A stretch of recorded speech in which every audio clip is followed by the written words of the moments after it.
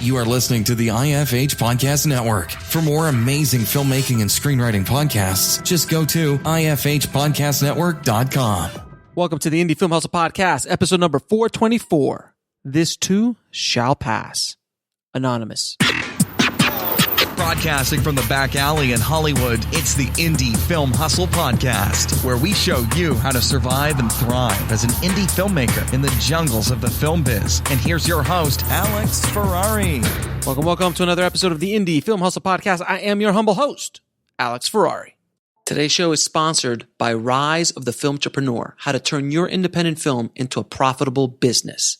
It's harder today than ever before for independent filmmakers to make money with their films. From predatory film distributors ripping them off to huckster film aggregators who prey upon them, the odds are stacked against the indie filmmaker. The old distribution model of making money with your film is broken, and there needs to be a change.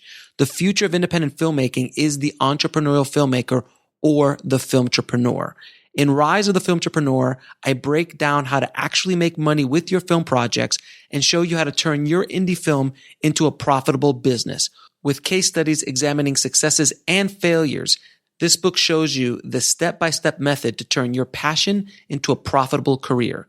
If you're making a feature film, series, or any other kind of video content, the Filmtrepreneur method will set you up for success. The book is available in paperback, ebook, and of course, audiobook. If you want to order it, just head over to www.filmbizbook.com. That's filmbizbook.com. Today's show is also sponsored by the Film Distribution Blueprint. If you want to avoid being taken advantage of by predatory film distributors, this is the course for you.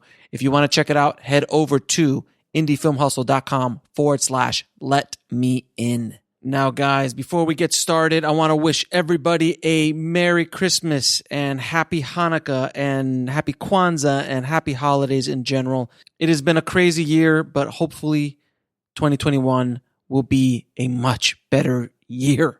Now, guys, today on the show, we have the first of an ongoing series I'm going to be doing over the next few months on film production during COVID-19. And I've been getting called and emailed and texted and messaged by so many different filmmakers asking my help, what I think, if there's a way, any resources on how to shoot during COVID in a safe manner. And that goes for very low budget indie projects that are non-union all the way to full-blown union projects that are still in the indie space, maybe $1 million, $2 million and below, that are dealing with an entirely other set of problems dealing with unions and all the other stuff that goes along with those bigger productions. So today on the show, we have Austin Williams. Now, Austin was shooting his new feature, Redstone, in the middle of the COVID pandemic, before anybody in our business knew what the hell was going on. The film had a respectable $500,000 budget, and it stars Neil McConough and Michael Cutlitz. In our conversation, we discussed the methods he used to keep everyone safe on set, how he dealt with SAG, and the cost associated with dealing with COVID safety measures. If you are interested in shooting during this crazy time, this is an episode for you. So enjoy my conversation with Austin Williams. I'd like to welcome to the show Austin Williams. How you doing, my friend? I'm doing pretty good. How about yourself? I'm as good as we can be in this crazy upside-down world we live in today, sir. I hear that. It's upside down is an understatement. We are in the upside down, the Stranger Things. We are in the. There's no question about it. We are in an alternate universe. That's a perfect analogy right there. We are in the upside down. I feel like there's dandruff flying in the air at all times for some reason. It's just like. Yeah. Yep. That's it, man. And it doesn't seem like every moment of every day that goes by, something else amps things up to another level. It's not enough that we have come with a once in a generation pandemic, but everything else that's piled on upon us is, I can't even. Yeah. Period. Yeah, I can't even right now. That's right. nothing, nothing. It's nothing is a surprise anymore. It's just like, oh, okay, well, add that to the list. All right. I do remember that. I do remember earlier in the year, and I might be mistaken, and it might be wrong, but I heard that in some documents that were released by the government that there was basically proof that aliens exist. And I remember that was said somewhere in passing, but with the craziness that is happening right now, literally, if an alien showed up, we'd be like, eh. Yeah, exactly. Yeah, it's just like, oh, okay. Well, of course, the aliens have arrived. Why would they not, at this point? Hey, but look, as we're talking, we still got a little bit left in this year, so we better be quiet because God knows what else could happen. Who knows, man? It's let's fast forward to the end, and hopefully things change come 2021. So, all right. So, how did you get into the business, my friend? I've slowly gotten into the business over the course of my entire life. I've since I'd say second grade, I've wanted to be in the entertainment industry in some capacity. It just took me a while to figure out what exactly that was and how I was going to get there. I took media tech classes in high school. I went to film school afterwards, but the whole time I was trying to operate a videography business with my best friend who I've known for many years, and we've done this together the whole time, essentially. Me and him ran a little wedding videography business here, and we went to school. We got our skill sets a little bit more involved. He kind of went the creative camera route. I went more the AD and producer route. Once I established, okay, I know how to do this the best out of anything, and my camera work is just shit. So I'm gonna stick to what I know and what I do best. And I've been freelancing now for 12 years. I've been a freelance assistant director and producer, or production manager, supervisor. I've just been in the production department for 12 years now, I'd say. So. And where do you live in the country? I'm in Dallas, Texas. Okay, all right. That's not a small market by any stretch of the imagination. It's a fairly large city. Yes, it's a large commercial market here. That is about what I'd say about 90% of the crew and the people working here, they're working commercials. That's how they're making their living. So, and there's nothing wrong with that. It's but for me personally, I do work the commercial stuff quite often, and that does get the bills paid. But I know for me, I got into this to make feature films, and hopefully someday make good ones. Exactly. Now, we're having you on the show because you were one of the few filmmakers to actually film a project in the middle of COVID before anybody knew what the hell was going on.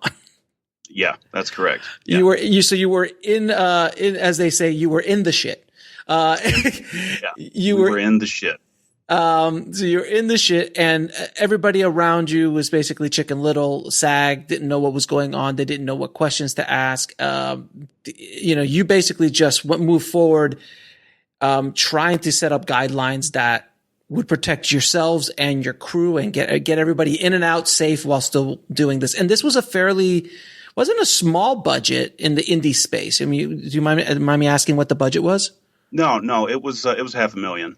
So it wasn't relatively small, but obviously not big Hollywood money either. So it was doable, but within reason. Right, exactly. So it wasn't like a $10,000 or $15,000 film. I mean, as in the world of independent film, $500,000 is a respectable number to say the least.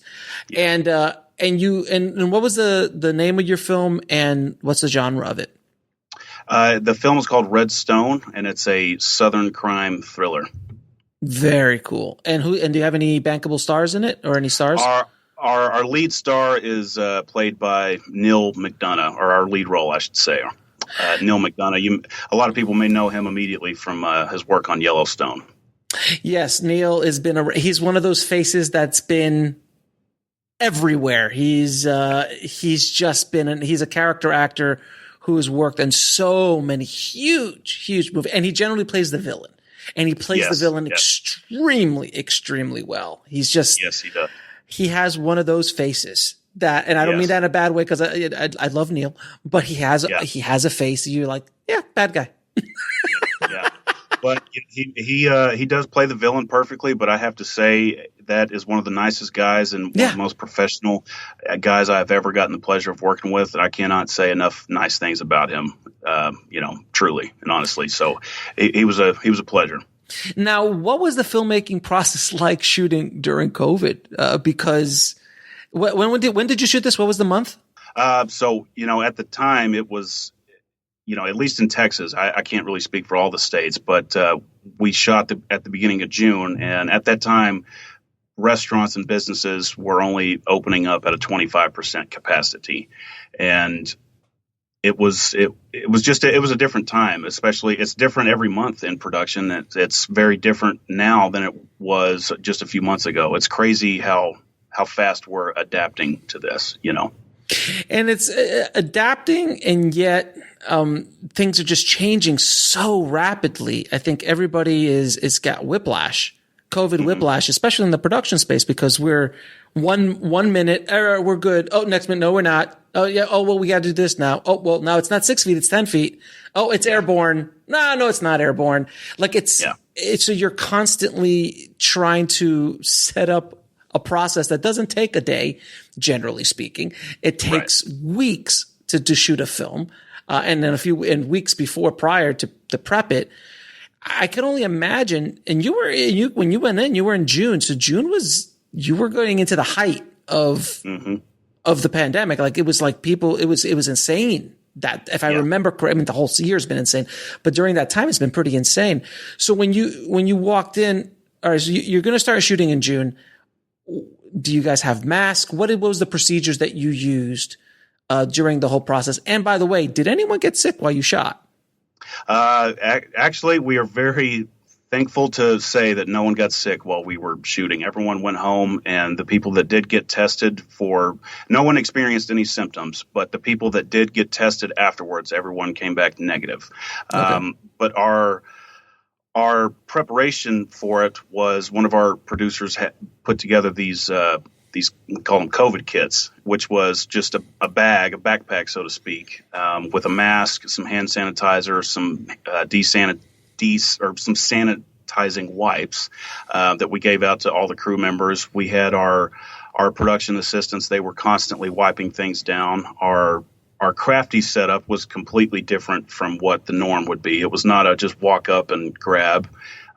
Catering was not buffet style. It was place your order, a day before, and you would get it, for the next day's breakfast or lunch, kind of like, you would on a reality show or in the post world or something like that. So, it wasn't anything that was impossible to accommodate for, but it did bring its fair share of challenges, especially whenever you have, certain institutions asking you for a breakdown of every single scene as far as where the actors are going to be within their interactions with each other, and are they going to be 6 feet apart? And they even asked us whenever they're driving in the car, how far apart are they? I'm like, how do you answer that? I don't know. I don't know of a car that I could get 6 feet apart in. I mean, a tank. I don't know, like a old school Hummer, maybe. Yeah, maybe a limo. A limo would be easy. Yeah. Well, I mean, and this is the problem I feel with. Well, I mean, this is a common theme of the show is the institutionalized structure of the dogma that we have in the film industry. It takes forever for us to move as an industry and to change and to adapt. Hence why Disney Plus just opened up a decade after Netflix launched their online service. Like, it's all of a sudden now everybody has a streaming, but it took a decade before they said, you know what, this might be the future. And I'd argue if it wasn't for the pandemic, we would have never sped up this whole digital premiere video on demand like they did with Mulan and other projects as well, because we were forced to.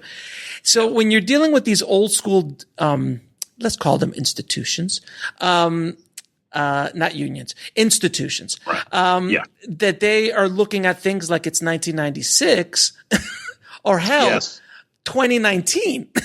Yeah, I mean it's the way business is done. Sometimes archaic is the word I kind of use. It's just it makes you scratch your head and wonder when was the last time this form or this set of questions was updated? Because I'm just not. This has no relevance to what's going on in today's world, or that you need to get back certain correspondence to them, or so on and so forth. It's just one hoop to jump through after another. Right. So like they're asking for how many film loaders are you going to have on set? Do you have a change tent? Yeah. Can you fax me over something? It drives me nuts anytime anyone goes, can you fax this? I'm like, no, it's 2020. There's no faxing. Yeah. No. I don't know where a fax machine is. I'm not going to go to the post office and pay $10 a page to fax you something. Stop it. Yeah, exactly. And a lot of these systems are in place, and that definitely is a hindrance in the insanely quick changing world that we live in today. That's constantly shifting, constantly moving. And that's why the studios have taken as long as they have to even adjust. You were out there kind of on the front lines, just going for it. So how was it working with, some of these institutions, some of these unions? Like, I know SAG at the time when you were shooting literally had no idea what the hell was going on. I've since I've interviewed other filmmakers who have worked with SAG more recently, and they have like a list of things you have to do, and there's protocols and things like that. But back then it's the wild, wild west. And when I say back then, we're talking about 2.5, 3 months ago. Exactly. So what was it like? It wasn't that long ago. So, working with someone like SAG, what was it like then? And then working with some of the unions, because at a $500,000 budget, especially in a city like Dallas or in and around that kind of city, you're going to have to deal with unions. You're going to have to deal with, I'm assuming IATSE and those kind of, unions. Am I correct in that? No, with Texas being right to work, honestly, the only union we did any work with was SAG. So I see that, and that honestly, it did. We talked about it amongst our producers and director, and we were like, if any other unions were involved, this may have been a lot more challenging. Right. So then basically SAG was the only union you really had to deal with. Yeah, exactly. So what was that process like? It was a lot of phone calls with a lot of SAG people. I think we had one call that there were 3 of us in the room, 3 of us producers, and then I think about 15 SAG reps on a call, and they hit us with 1,000,001 questions that we had already answered in previous, emails and correspondence with them. It's like they try to trick you into answering the wrong way. It's weird. Yeah, they ask you certain questions and they phrase it in such a way that it makes you think this guy's definitely got a law degree. This is crazy. But they didn't give us a red light. Now, they did wait until the very last minute to give us our green light approval. We were supposed to start shooting at 8 a.m. on a Monday morning. We got our green light from SAG at 5:30 p.m. the Friday before. So to say that we were sweating if this thing is going to, have to be postponed it doesn't even compare how nervous we were. To add with the stress of shooting during COVID, you got to deal with that kind of crap. That is exactly. It's insane. And again, it's because of the bureaucracy and all of that red tape and all of these old archaic systems that are in place that kind of slow the process down dramatically, and then throw COVID on top of it, and they just lose their mind. So, all right. So how many people, by the way, did you shoot with on set? How many crew members? We had an average crew. We had a few day players here and there, but the average crew size was 30 people a day, plus 4 or 5 actors on set every day. We did have a couple of bigger days that I think we pushed 45, but nothing ever bigger than that. That's a fairly large set for a COVID set. Knowing what we know now, that is a fairly large production.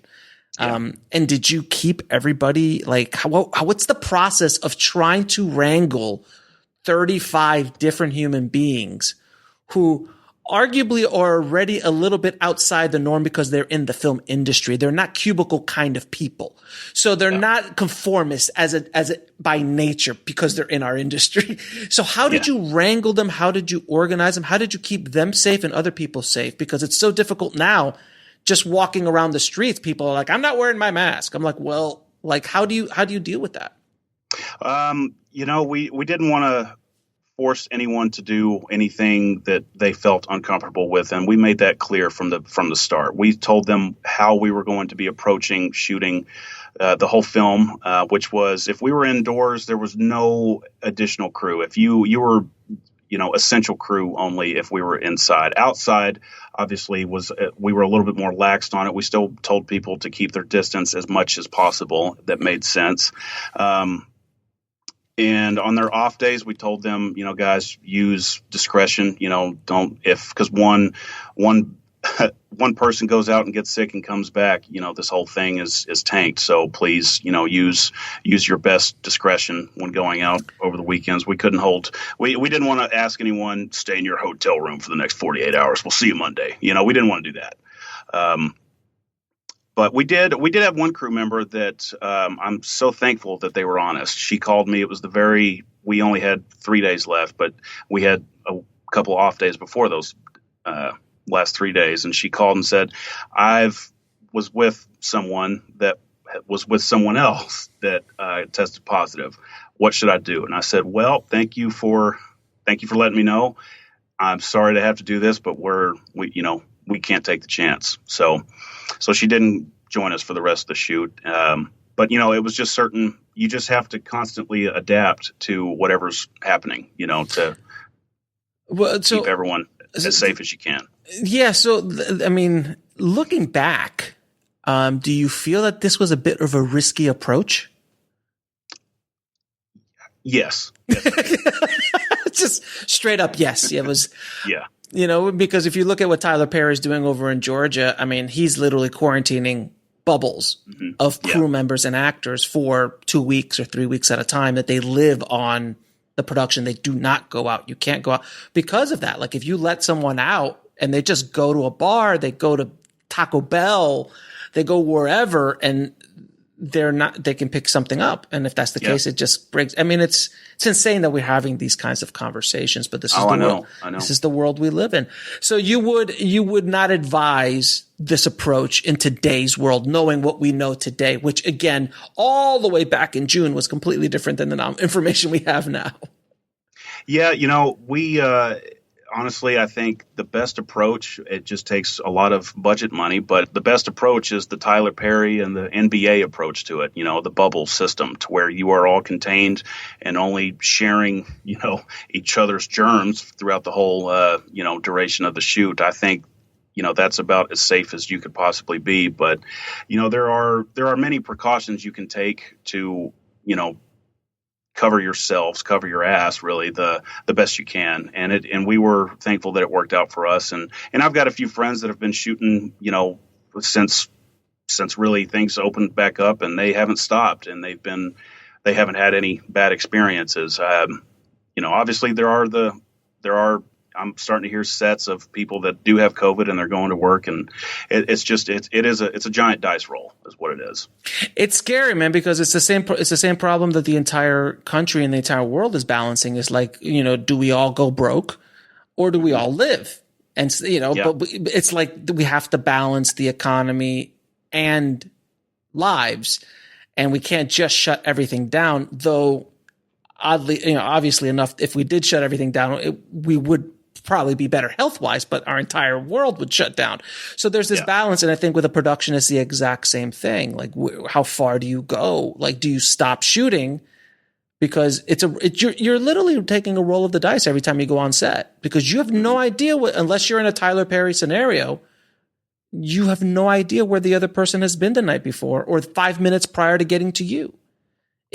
It's extreme. And then of course, film sets are generally not the most wide open spaces. Generally, the crew are really on top of each other. Just the camera department, you've got the DP, camera op, first AC, and you might even have a second AC hanging around this, and a dolly grip, and that's 4 or 5 people that are just jammed in next to each other this entire time. So it's filmmaking does not work well with COVID. It is not a process that works well together. It's you bring up that a good point of certain departments remaining very close knit with each other, and in that regard, we took that into place when facilitating the crews, hotel rooms, their accommodations and stuff like that. So, the pod and the zone system, I think that's in place now. That's something that we were thinking about at the time. So, we told the crew, if you're grip and electric, try to stay amongst yourselves as best, the best you can. Art department, so on and so forth. We tried to share the set in different zones the best we could, obviously until it gets time to shoot. Then you got to bring camera in, you got to bring your actors in. Well, I mean, generally speaking, a film set is very much like a high school cafeteria. I mean, we all pretty much sit at our own tables, and then the grip department stays with the grip department, camera stays with camera, art department stays with sound. Sound is just the one dude generally with the boom guy sitting in a corner who never gets up and never does anything other than just his job and doesn't talk to anybody because sound people are weird. I'm joking. Anyone listening, I'm joking. Obviously, the weird ones are the stunt guys, but I think all sound guys, they know they're weird, but they're accepting of it. They're at least very. The ones I've worked with. I've worked with the best sound guys ever, and I've never met a stunt person ever in my life who's not tweaked in one way, shape, or form. They're all crazy in the most wonderful ways possible, but they are nuts. Because as a director, I'm like, hey, I need you to do 3 jumps over here because I can do 4 jumps and fall off the building. Can I do that? They always want to take it to the next level. One step further. Always 1 or 2 steps further, a little bit farther than you feel comfortable, which is always a good sign of a good stunt guy, I guess, or stunt person. They show up like, how are we going to beat me up today? Right. Like, oh, we're going to throw you a punch. No, just 1 punch. You need 6 punches. And then I can throw myself like it's fascinating. It's fascinating. But all departments, generally are, they do kind of stay together. And I like the whole pod system of keeping each department. But the problem with the pod system in that scenario is like if the camera department goes down, pretty much the production goes down. If our department goes down, pretty much the art department goes down. So production will suffer, but human life won't be, I guess, basically in this process. Now, and you didn't direct this, right? No, Derek Presley was our director. All right. So how did Derek deal with directing in a COVID set? That has to be insane. Honestly, that's one of the reasons I love working with Derek. He is one of the calmest, easiest directors to work with. He's very understanding and very compromising to things that either aren't. He's very just compromising and understanding of limitations whenever they happen. But he handled, as far as COVID is concerned, he handled it very well. I don't think he ever took his mask off. He may have even slept with it on. Smart man. But how do you direct actors? I mean, is he constantly directing from a video village or 6 feet apart? Because as a director, you want to sometimes get close to the actor, maybe give them a note that nobody else wants to hear, and things like that. So, did you see anything or how he dealt with that? Derek's not so much a video village type director. Even with our guidelines in place, he remained his distance whenever directing. He's definitely a face-to-face. But in this instance, it was a little bit different. He had to stay distance. And I think whenever there were certain times where he wanted to give some notes that he didn't want anyone to hear, he would just make sure that they were done in private before we really got into things. So Derek's definitely, he's a director that knows what he wants, and I have mad respect for him. Now, were there any love scenes or any action sequences in your film? Action sequences, yes. Love scenes, no. Okay, so no kissing at all. No kissing at all. No hugs. We did have hugs. Yeah, we did have hugs. That was just one thing that you got to roll the dice on. I love.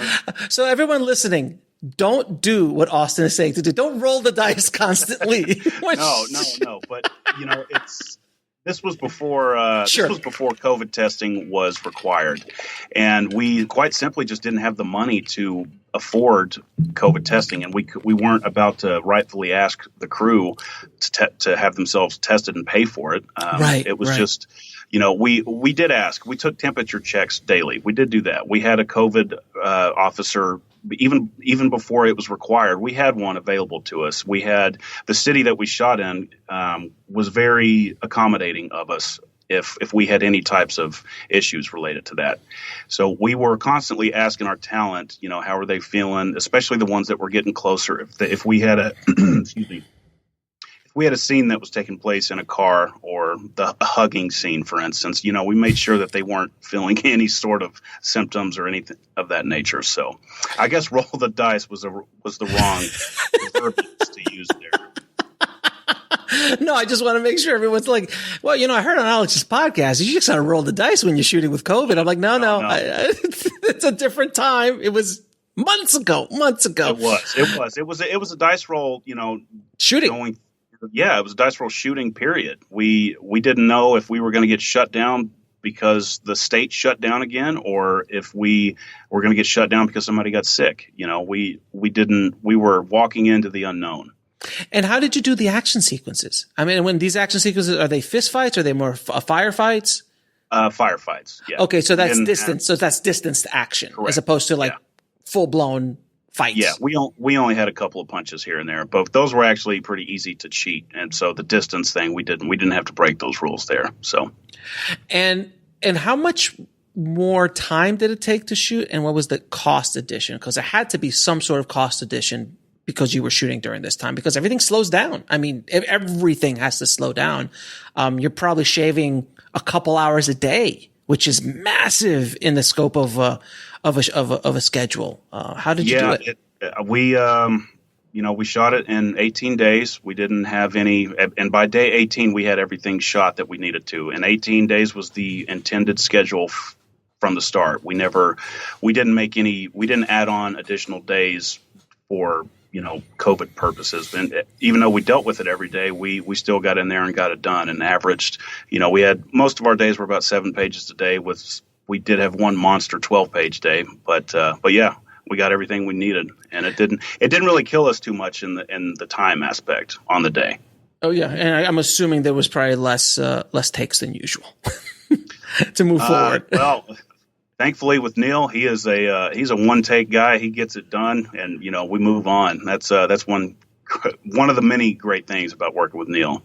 Yes, I've when you work with a seasoned actor, it just makes things so much better. It's like working with in any aspect of the business on set. If you work with professionals, everything just moves a little bit quicker. So, yes. Note to everyone listening: sometimes the best money you spend is by spending a little bit more to get the high-end experienced pro, as opposed to always looking for the cheapest option, because the cheapest option will end up being more expensive for you. Would you agree? That's right.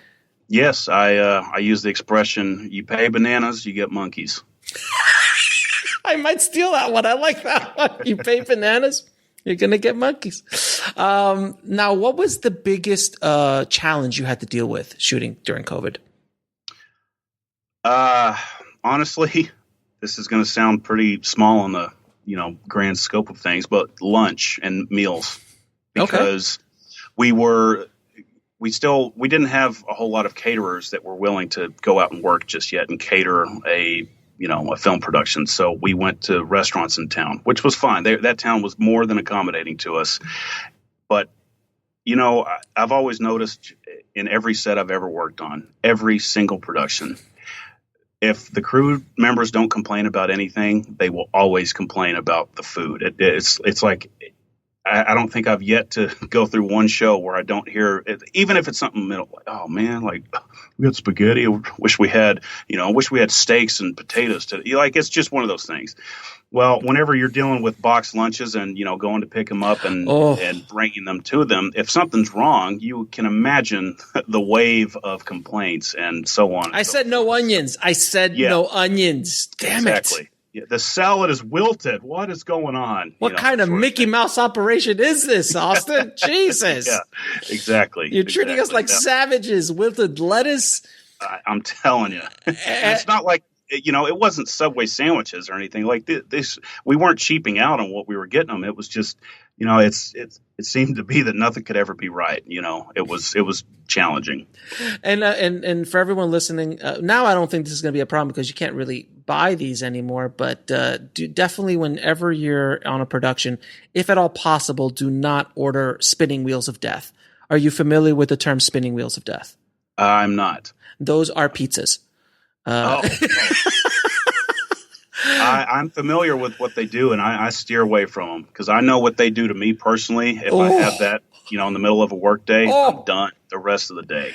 Cheese and the bread and the grease slow you down dramatically. And generally it's I've seen it. I've seen especially the grips and the grip and electric and art department.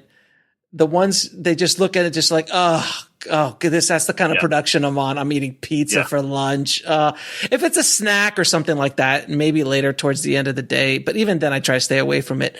But that's one mistake that a lot of independent filmmakers make is they'll buy that pizza, thinking that, oh, look, for $10, I can feed a bunch. No. Yeah, no, I learned a long time ago to not do pizza, and really just try to not overweigh people with heavy meals at lunchtime. If you feed them nothing but carbs and just heavy lasagna, yeah, exactly. Carb up. Yeah, just carb load them up and see how they do. Now, so your film is, from what I understand, it's almost done in post-production, and you're almost done with it.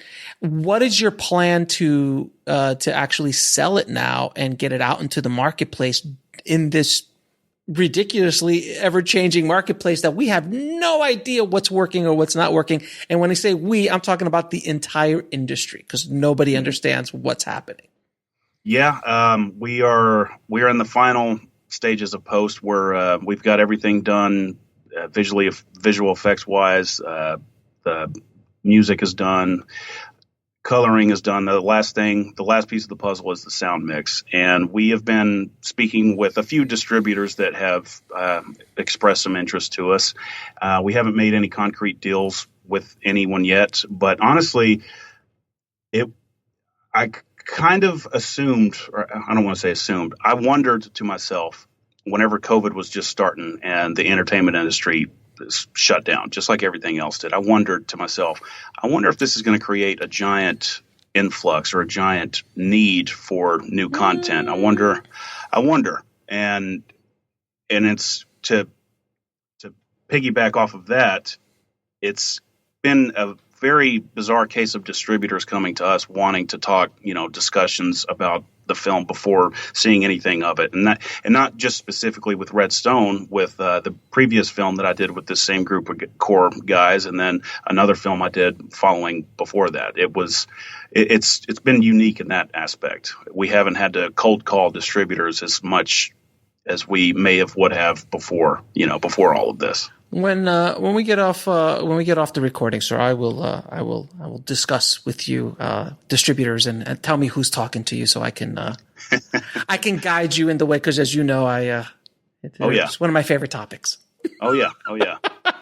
And for the sake of this, we haven't made any deals with anybody yet, so I don't want to mention any names. Of course not. We never mention names. We never mention names publicly. Right. But you guys all know who you are. Well, man, listen, I wish you the best of luck. Thank you for sharing your journeys in the COVID world with us. I'm fascinated because I haven't shot anything during COVID, nor will I be shooting anything this year for sure. And I don't even know if I'll be shooting. I might be shooting something late next year. Who knows? But right now it's, I'm lucky I don't have a burning story inside of me that needs to absolutely get out right now. But you guys rolled the dice. We did. We rolled the dice, and everything so far to now we won that dice spin. So hopefully the next time we just keep pulling them in, Yeah, and there's a lot more precautions now, and there's also a lot more regulations and guidelines and things that have to happen. I know SAG has got a big list of things you can do. I'm assuming you did not have everyone sign a waiver saying that they can't sue you if they get COVID, or did you? The actors, we can't legally do that, but the crew, we didn't make them sign a waiver either. We were going to, if someone got sick, COVID or no COVID, we were going to fully, take care of their medical expenses. If they got sick or injured while they were working for us, then we were going to take care of them no matter what. So, and by the way, did you have? I have to believe you had insurance, right? Oh yeah. So how did you get insurance on a on a production during COVID? Like, what was that process like? Because I'm assuming the insurance companies were like, yeah, we'll cover everything except COVID. Yeah. Honestly, the process wasn't much more detailed or much more aggressive than it would have been pre-COVID. It wasn't, obviously they weren't going to cover any, COVID cases, but yeah, it was the same as it normally is. So they covered everything except COVID. Yeah, exactly. Of course they did. But we were prepared for that. Fair enough. Now I'm going to ask you a few questions I ask all my guests. What advice would you give a filmmaker trying to break into the business today? Trying to break into the business, always remember that good luck is nothing more than hard work meeting opportunity. Yes, and preparation. And preparation. Yeah. Yes. Prep is king. Now, what is the lesson that took you the longest to learn, whether in the film business or in life?